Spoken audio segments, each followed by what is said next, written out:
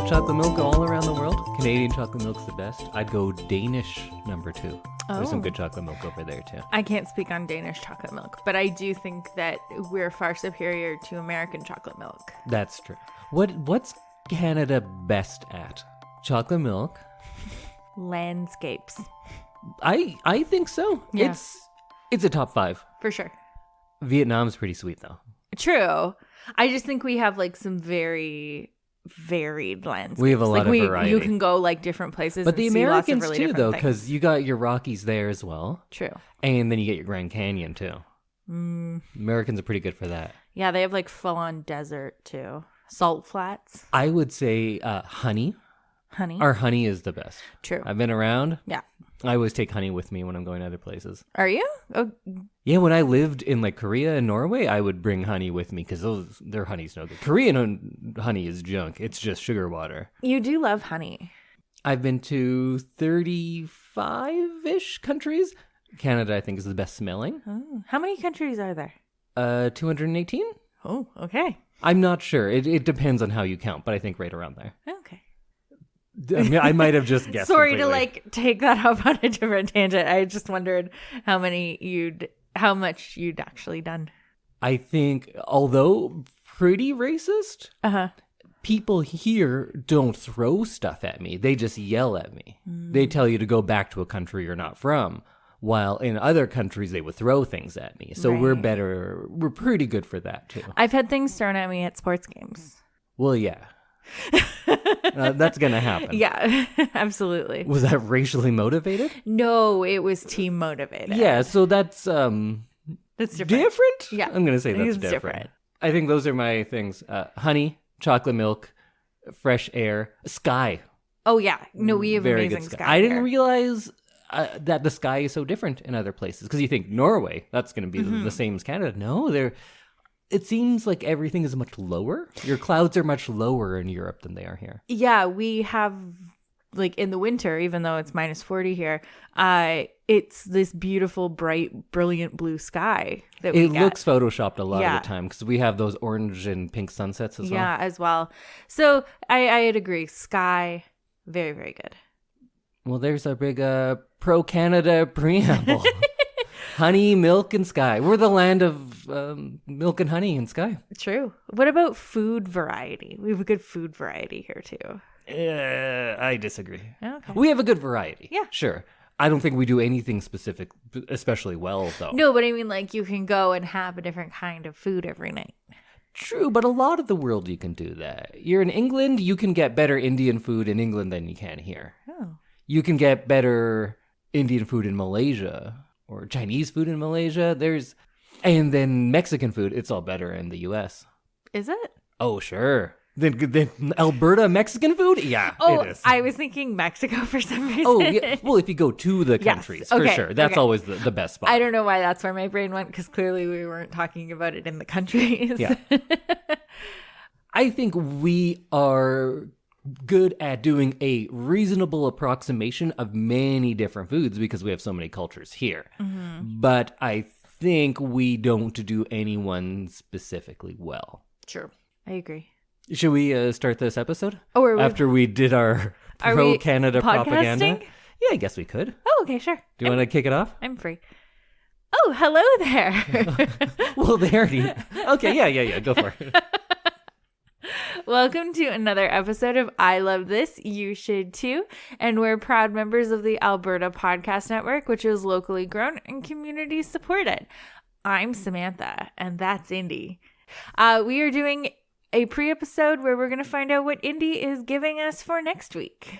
So our first sponsor of the episode is Taproot Edmonton and their podcast Bloom. Want to get a handle on Edmonton's growing innovation scene? Take a listen to Bloom, Taproot's newest podcast. Each week, hosts Karen Unland and Fazia Ramji will discuss the latest developments and efforts to solve new problems and diversity in the economy. Find out who has invented what, who is investing in whom, and what is on the horizon. Find Bloom wherever you listen to your podcasts or visit bloom.taprootedmonton.ca. So, Indy, since it's your pre-episode, what's your thing of the week? My thing of the week is the American sitcom Fresh Off the Boat. Oh. So, in case you're not familiar, Fresh Off the Boat is, like I said, an American show. It ran on, I believe, ABC for 6 seasons from 2015 to 2020 and had a total of 116 episodes. When this first came out, I actually watched the first probably season. I think it was when I was back in Canada for just like a little bit of time, and I was living with my parents, and my mother and I would often watch this show together. Oh, that's fun. And it is, I think a really great show, and because it's on Disney Plus, I recently rediscovered it and actually got to watch those later seasons that I didn't even know had come out. So I got to watch the full run of the show and remembered how much I liked it.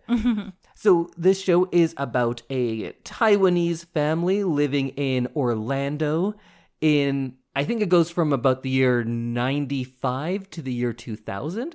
So it's a show that doesn't take place when it was airing. It is taking place kind of like in my childhood, and the main character of the show is actually very similar in age and interest to me, so that made me latch onto it pretty quickly. So it takes place in the 90s, back when The Cosby Show and Joy Luck Club, things like that could be major Hollywood things. And it's kind of sad that we're only getting back to allowing non-white families on TV and movies now. Yeah. We kind of peaked in the 90s, and then we're like, yeah, no more of that, which is odd because I think this was the first U.S. show to feature Asian Americans as the main characters in over 20 years. Margaret Cho had a show in like 94 that ran for 1 season, and then they never did it again until this one. Huh. So it took a long time to get back to where we were in the 90s. And I think in a lot of ways, we're just trying to get back to where we were in the 90s. I didn't realize, I watched a little bit of this with you, and I didn't realize that it wasn't like now or like 5 years ago when it aired originally. I thought it was like more current. That it takes place in now? Yeah. It didn't seem like the 90s in the show? No. We just watched one that was all about trying to get a Tickle Me Elmo. Yeah, I guess I didn't really pinpoint what time, like, frame it was. Oh. Yeah. I found that because like things like Wonder Years and that 70s show, those were before I was alive, so I can't really get in on the nostalgia that way. But this show, there were so many events. I was like, I remember that day. I remember that shirt. I remember that album.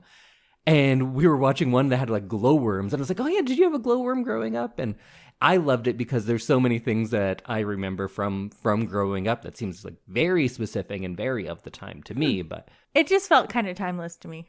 Oh, cool. Yeah. So it has some kind of big names. Randall Park is in it, Constance Wu. And it was created by Nahnatchka Khan, who directed Always Be My Maybe, the movie that you liked, which also had Randall Park in it. Yeah, we watched it for the podcast. And Ellery Lloyd, right? Yes. And Ellery Lloyd writes on this show as well. Oh, interesting. Okay. And it is taken from the life of a real-life chef, Eddie Huang, and it's kind of his autobiography, but they've changed quite a bit and made it like happy and sitcom-y. Yeah. And in the first season, he's actually narrating it as well, but they kind of went away from that. And the show changes a bit because it's mostly about his character at the beginning, and then we open it up to make it really a family-based show. I do like the kind of family hijinks that happen in this show. Yeah. It's like there's always something happening kind of on the side as well. And I think this one I found uniquely relatable to me because the protagonist, Eddie, was about the same age as I was at the time. We're both children of immigrants. We were both 12-year-olds who were really into Wu-Tang and basketball in a place where maybe not everyone else was. And then I watched this and I was like, yeah, I remember that. I remember that. Oh, yeah, these things remind me of my childhood and of my own life. And then I realized, like, is this just what it's like when white people watch, like, everything else? Maybe. Can they always just be like, see themselves in a character? Possibly, yes. That's nuts to me. That all media you consume could be like relatable? Yeah. Yeah. Because when one happens, I'm like, oh yeah, I remember that. And it's such a big deal.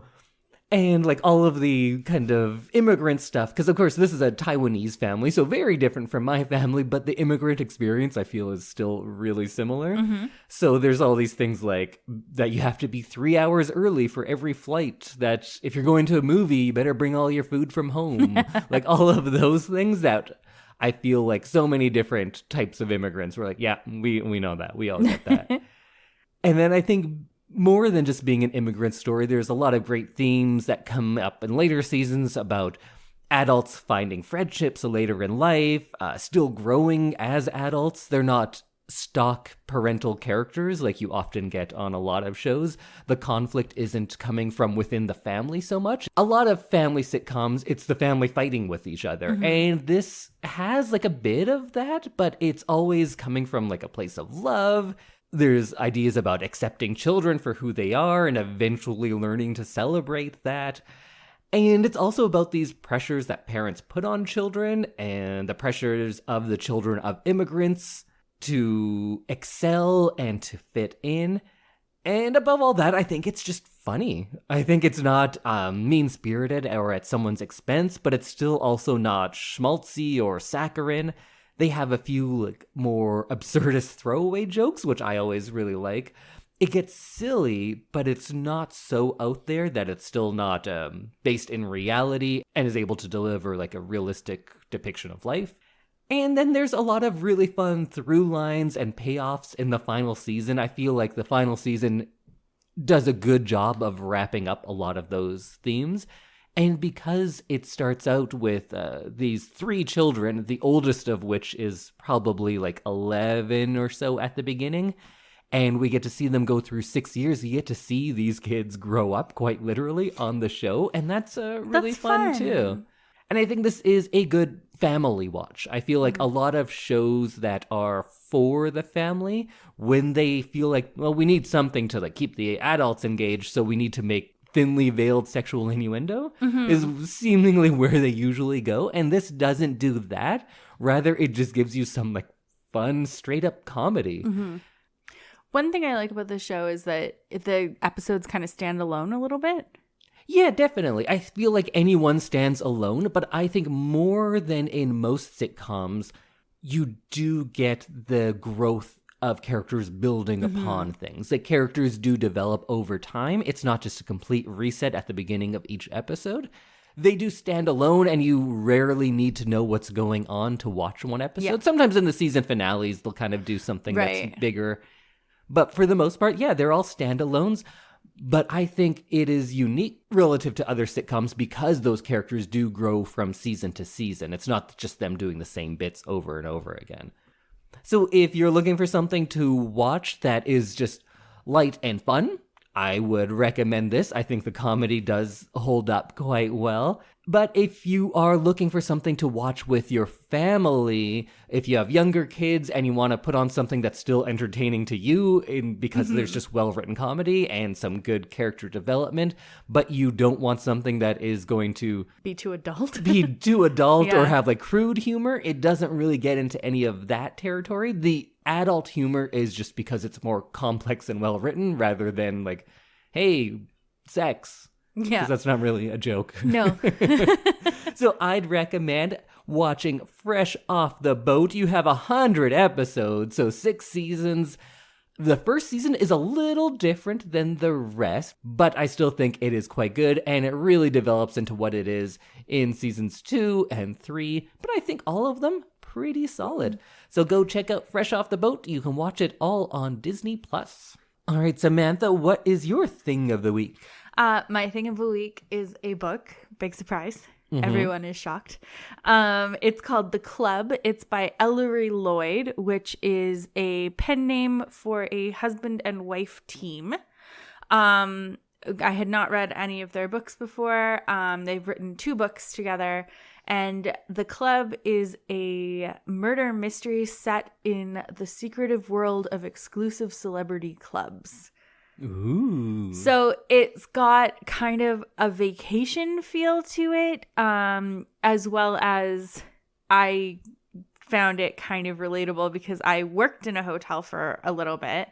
And you get some of these like outlandish requests, but they're kind of like hyper outlandish because these people are celebrities and they're used to traveling a certain way. And you get lots of really cool insight about kind of hospitality and famous people. So it's a murder mystery. The book starts out with a murder, and then you kind of work your way backwards, and you can kind of see it all unravel before your eyes as you're reading. So you read quite a few contemporary murder mysteries, right? Yeah. Do you feel like this is just a good example of what often happens, or does this one stand out in any unique way? I'd say this one is a good example of that kind of genre with the like twisty kind of thriller feel. You never really know who it is until the end of the book. There's a lot of kind of little pockets of drama happening that are kind of unrelated to the actual main story, and you don't really realize that until the end. So I found myself going from like one person to the next and being like, oh, well, clearly that's the murderer, and clearly this is the murderer. Oh, this is what happened. And then as those pockets kind of are shown to be just kind of unrelated, it's kind of fun. It keeps you on your toes. Do you get real celebrities in it? No, these are all made up celebrities. The club is called Island Home, which I think is kind of like, do you know Soho House? No. Okay, so Soho House, it's like a club, but also a hotel, and you have to be a member to go. And I think it's quite expensive. And they have Soho houses kind of all over the world. So if you're a member of Soho House, you can travel and stay wherever you're going if there's a Soho House there. So this is called the Home Group, and you're staying at Island Home, which is like a brand new resort that's opening the weekend of the murder, and it's like ultra VIP people who are coming for the opening, and it's one of those places where you have to like surrender your phone, and everyone who works there signs like confidentiality agreements and that kind of thing. So people are feeling very like safe, I guess, the famous people. So you get a lot of people who are like really letting loose at this party. And it was kind of interesting to see how a company like this would operate. So who's the murderer? I can't tell you that. Obviously, I can't tell you that. And this was another listen? This is another listen. How was the narration? It was good. It was, I don't know. I feel like I always say like the more nondescript it is, the better it is. Like it was pretty neutral. And it didn't take away from the actual storyline. So I recommend reading The Club by Ellery Lloyd. I could see that either being super fun or super difficult to write a novel with someone. Yeah, I don't know how like a husband and wife team would do that. Maybe one did most of the writing and they just kind of came up with the story together. Maybe, because I've written scripts with someone, and for whatever reason, I find that process to be a lot of fun. But every like short story I've written, of course, it's only just been myself, and I think that would be terrible to do with somebody. But scripts I like doing with someone because like then it's a movie, and a movie itself is more collaborative, right? It's not just a one person's thing. So having a screenplay with multiple people on it seems easier than a novel. Yeah, I think I can kind of see where they're coming from with this one. So the wife is a journalist and an editor, and she used to write for LUK, and actually worked for Soho House. I'm just reading this now. And the husband is a previous author. So maybe they were able to kind of come together and write this because they have kind of knowledge from two different parts of writing a book like this. So That makes sense. yeah, so I thought it was really interesting. And I would definitely recommend it if you like other books that I've recommended. All right, let's hear from our next sponsor, the Alberta Podcast Network, which we are a part of. And let's hear from one of our other shows. Have you ever watched a movie and there was an actor in it that was all wrong for the part they were playing? Have you ever wanted to imagine someone else in the role? Never fear. That's precisely why repodcasting exists. Listen as co-hosts and cousins Janet and Lucia recast their favorite and not-so-favorite movies with their dream cast.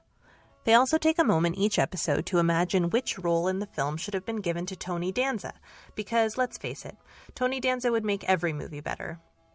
You can find repodcasting wherever you listen to podcasts or at albertapodcastnetwork.com.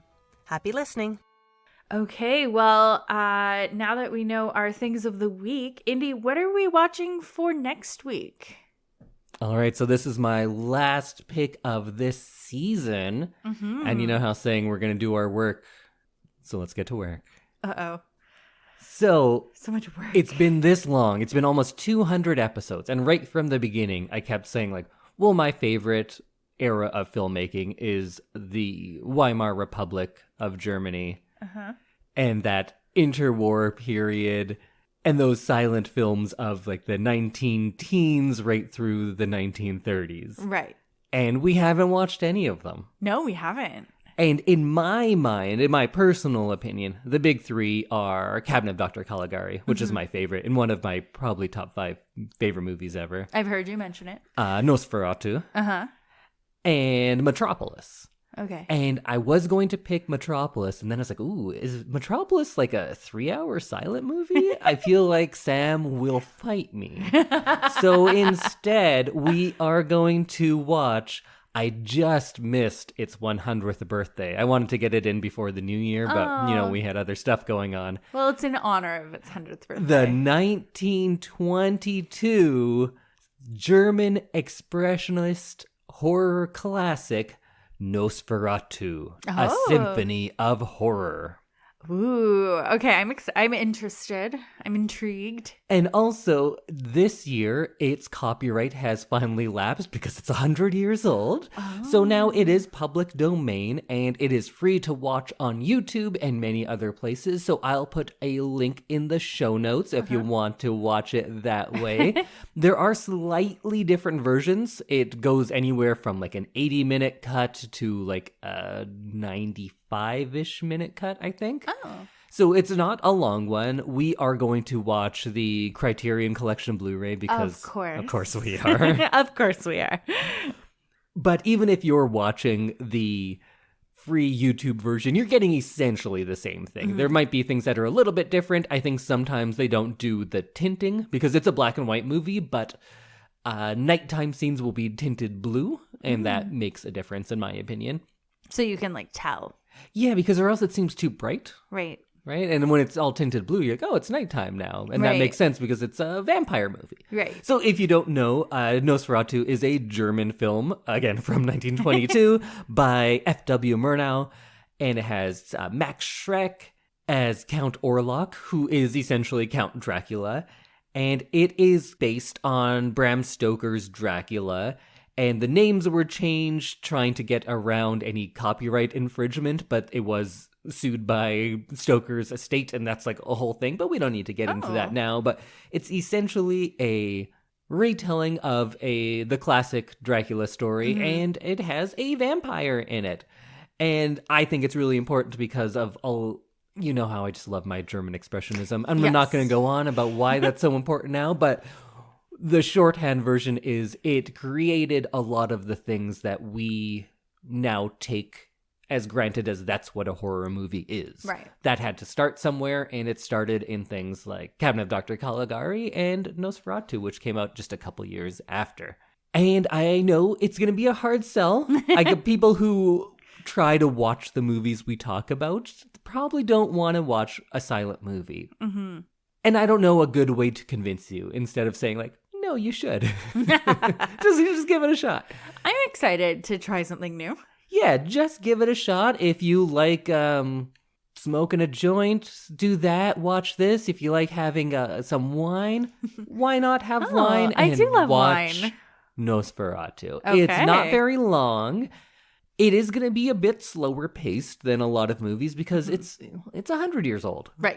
So, but I think it is fun and enjoyable, not just in its historical aspect, because like Citizen Kane, there was a lot of things we talked about, like, ooh, this is impressive because they're the first ones to do it. They created this.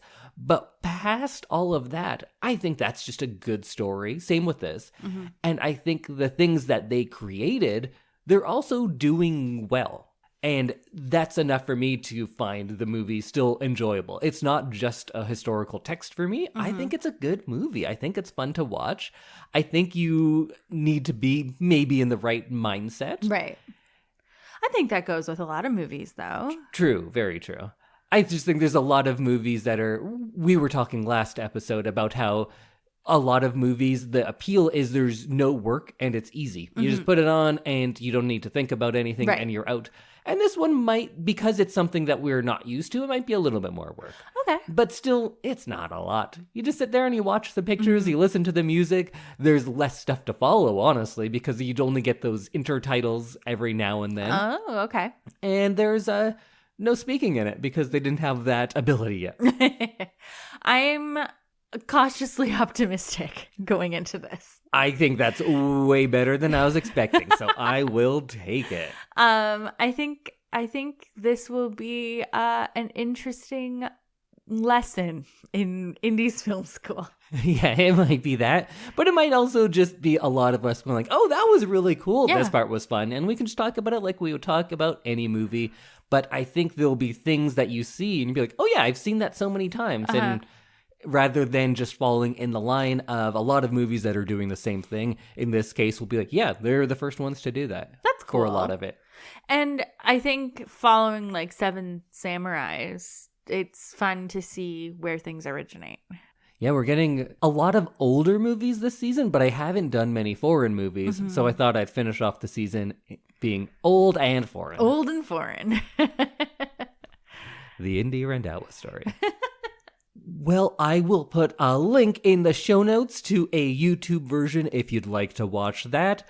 And also, you could probably find free versions on like Amazon Prime, things like that. And just go to your local library. If you're in Edmonton, you can get that sweet Blu-ray Criterion. Ooh, it's the official Indy way to watch movies. Blu-ray Criterion's often, if available. Why not get the best one? Go for it. Yeah. Yeah.